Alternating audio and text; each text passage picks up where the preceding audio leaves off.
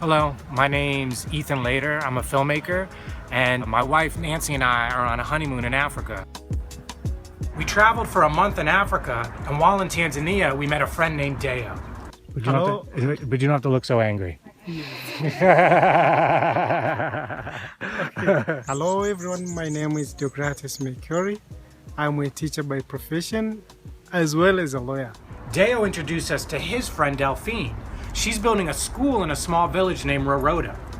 So the plan was for Nancy and I to just go and help paint the school. But when we got there, we learned a lot more about Delphine and her academy.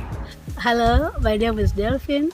I welcome you to Riroda Academy School with the main aim of support children who are marginalized, children that doesn't have somebody to help.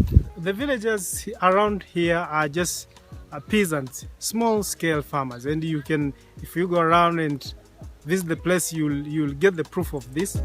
Initially, I did not think of having a primary school here. This came as a need.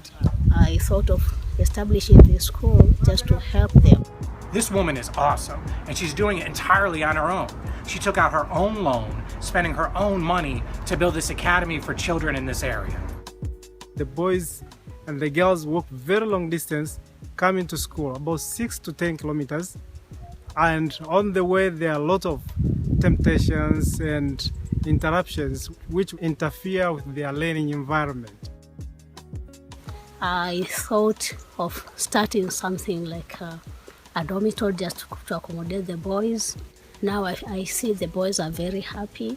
They have time for study. Even parents are very satisfied with the education that the boys are getting right now. Tell me about the 3 buildings that you're building right now. We have a dining hall and the kitchen to start with, and the dormitory with a capacity of 50 children. And then over here? And there are 2 classes. This is a school that is expected to be established by January 2017.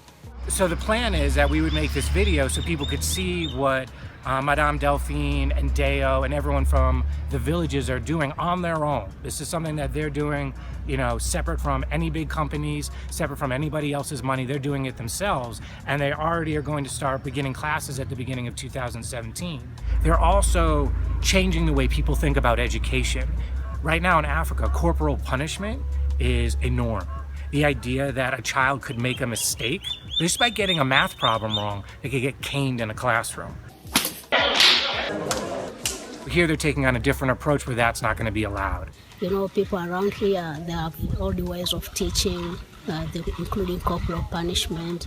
So I want to bring a different approach that you can bring up a student or a child without caning, without punishment. The students are going to be able to live and work in a healthy, safe environment that they wouldn't get anywhere else. Would like to implement another idea of having an exchange program where teachers from UK and US come in and interact with the local teachers here, where they can teach the other teachers to show how to interact with the students.